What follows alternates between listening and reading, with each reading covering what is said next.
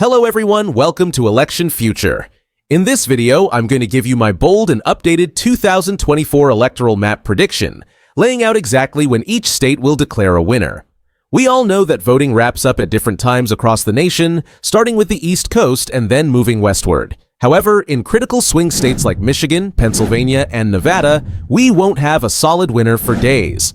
Today, I'll break down how this map is likely to shift between red and blue this November, with the election just around the corner, less than 35 days away. When polls close in 6 key states representing 60 electoral votes, most will be decided almost instantly. Sharp and Kamala Harris will easily claim Vermont. South Carolina might take 20 to 30 minutes longer, but it's a solid bet it'll be called shortly after polls close. The real nail-biters will be Georgia and Virginia, where the outcome is going to take much longer to project. Now, let's shift our focus to the electoral map based on Atlas Intel polling, which currently projects a win for Trump with 290 electoral votes to Harris's 248. According to this poll, Trump has a lead in key battleground states like Michigan, Pennsylvania, Wisconsin, Arizona, and Georgia. Meanwhile, Harris leads in North Carolina and Nevada, but these states are not enough to secure her a majority. The poll highlights a competitive race, with Trump leading in historically pivotal states that have determined the outcome in previous elections. Michigan, Pennsylvania, and Wisconsin, often called the blue wall, shifting toward Trump is significant. These states are crucial for Democrats, and losing them would make it extremely difficult for Harris to win the election.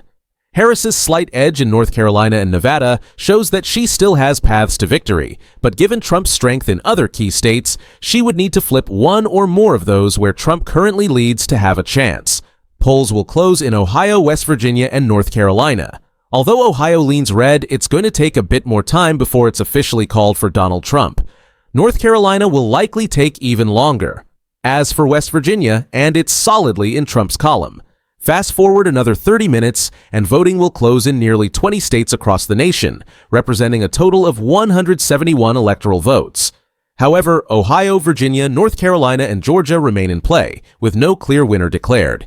Eastern, Donald Trump will be declared the winner in Oklahoma, Missouri, Tennessee, Mississippi, and Alabama. Florida will likely need more time, while Kamala Harris will be projected to win in Illinois, Massachusetts, Connecticut, Rhode Island, New Jersey, Delaware, Washington, D.C., and the 1st District of Maine.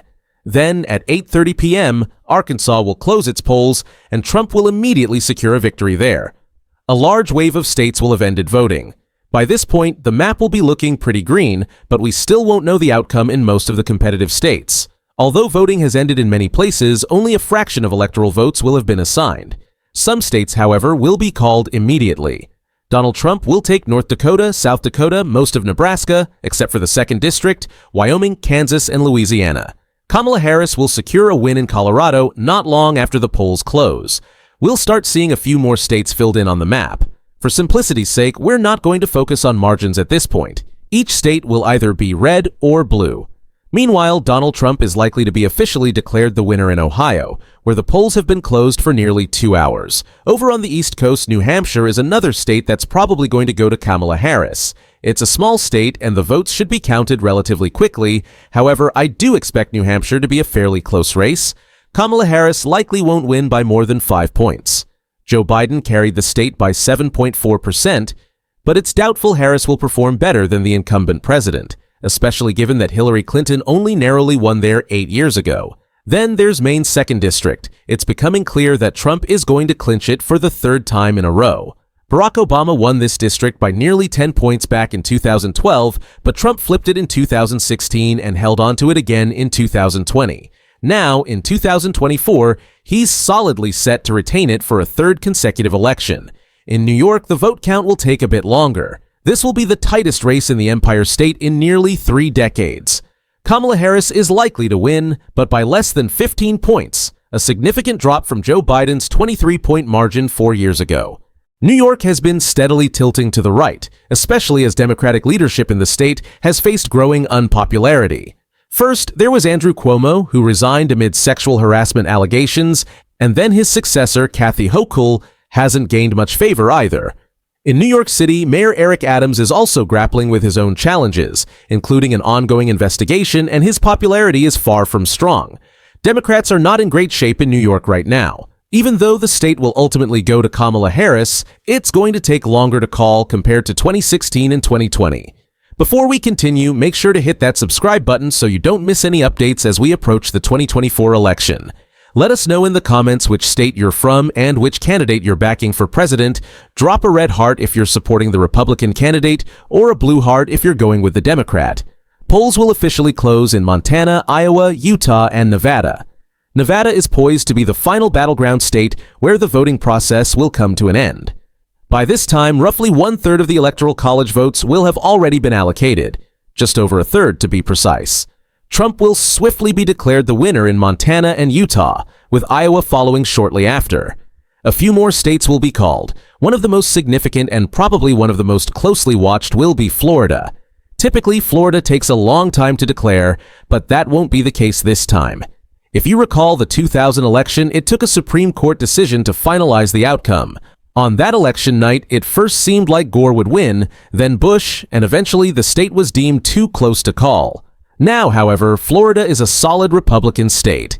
In 2020, Trump secured Florida for the second time, outperforming his 2016 numbers, a result few could have predicted. This time around, Trump is heavily favored, and as long as the numbers align, Florida will be called for him far quicker than in 2016 or 2020.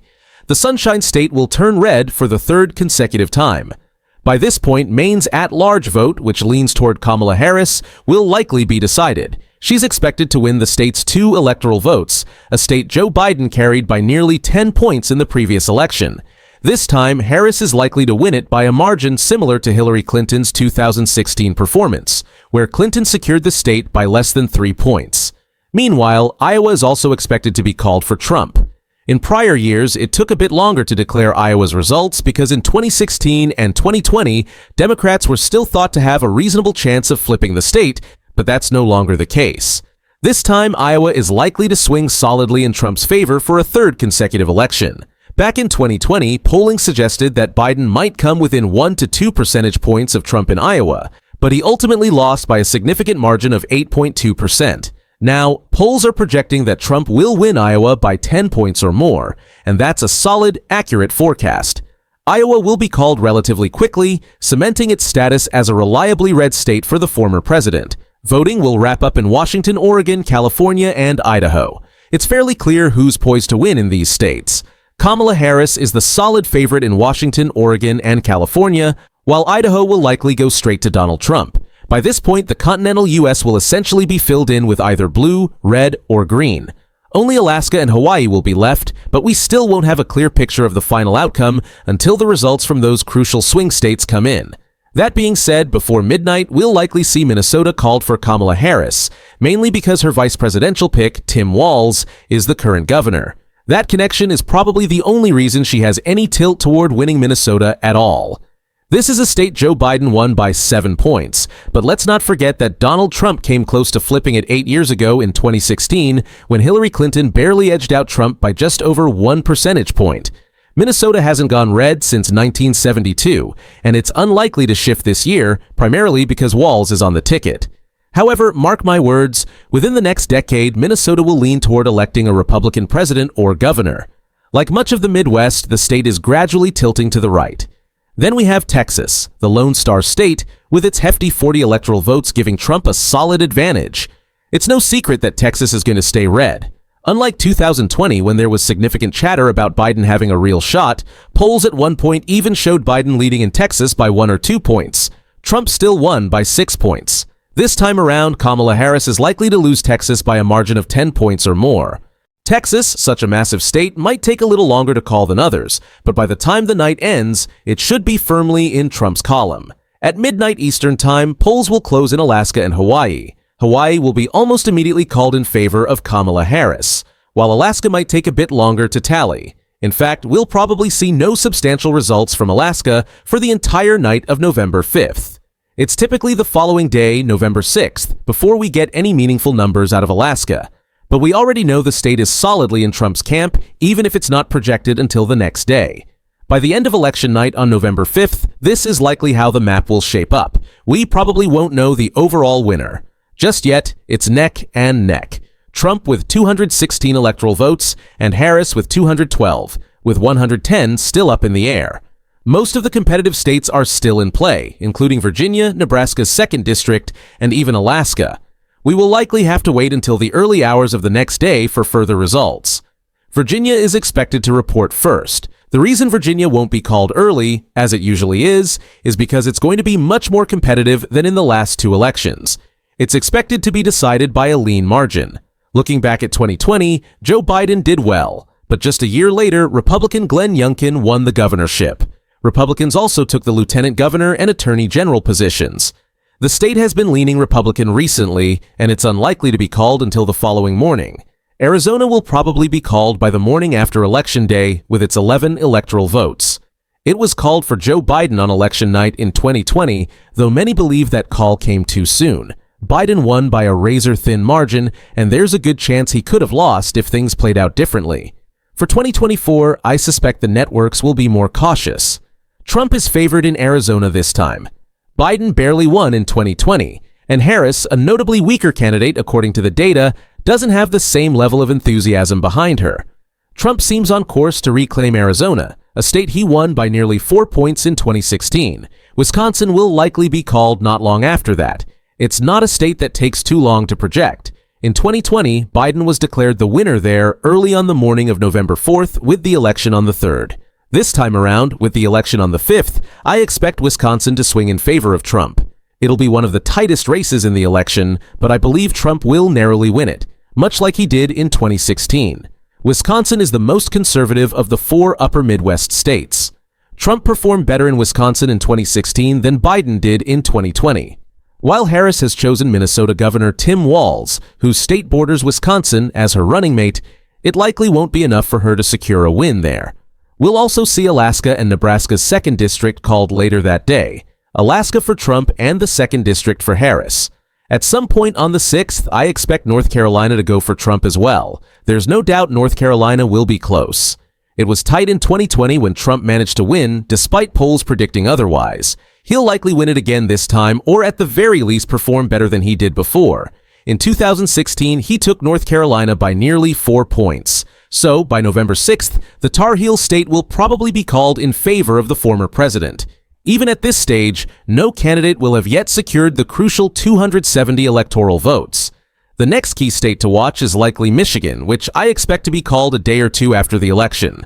I have Trump winning Michigan as well, and if he takes Wisconsin, I believe Michigan will follow suit. Trump is likely to perform better in Wisconsin than in Michigan this time, so I anticipate Wisconsin will be called first. Michigan is a slightly larger state, which naturally means a longer vote count. This was a state Trump took back in 2016, narrowly lost in 2020, and now seems poised to win again in 2024. With Trump at 271 electoral votes, we officially have a winner, making him the 47th president. 3 states will still be outstanding, but even if Trump loses all of them, his win is secure. In the 2020 election, it took 4 days to call the winners in these states, while the rest were decided within 2 days. This time, I expect Georgia to be called before the others. In 2020, Georgia took longer due to how tight the race was, with Biden edging out a win. However, this year, Trump is likely to reclaim it, considering how narrow Biden's victory margin was 4 years ago. Next, we look at Nevada and Pennsylvania. Nevada is notoriously slow in reporting results. Pennsylvania, on the other hand, will probably be called first. In November will apparently be very exciting. Don't forget to subscribe to my channel and like the video, and turn on the notification bell. See you in the next video.